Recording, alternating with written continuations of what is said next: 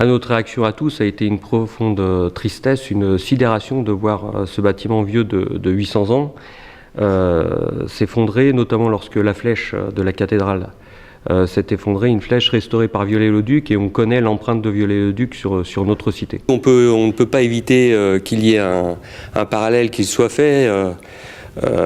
Comme à Notre-Dame, nous sommes ici pour défendre le patrimoine national qui a une renommée mondiale, et donc on se rend compte plus que jamais du trésor qu'on a entre les mains et qu'on a le devoir de sauvegarder. Aujourd'hui, nous sommes protégés contre l'incendie, nous faisons l'objet d'inspections régulières des services d'incendie et de secours du département de l'Aude.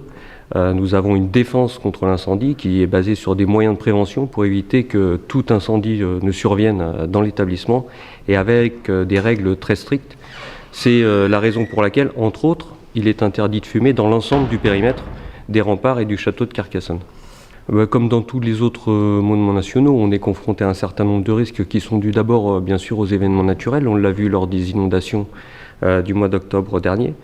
Mais également, bien entendu, à tout risque d'éclosion d'incendie qui peut fragiliser les structures. Oui, tout à fait. À Carcassonne, nous accueillons chaque année, enfin pour la partie cité, 2 millions de visiteurs par an, dont 600 000 viennent visiter le château dans lequel nous nous trouvons, ce qui requiert de la part des agents du Centre des Monuments Nationaux un grand professionnalisme et le respect de nombreuses consignes. L'embrasement de la cité, qui est le feu d'artifice du 14 juillet, est une opération qui est montée de façon très précise en collaboration avec la ville de Carcassonne et surtout le service départemental d'incendie et de secours de l'Aude.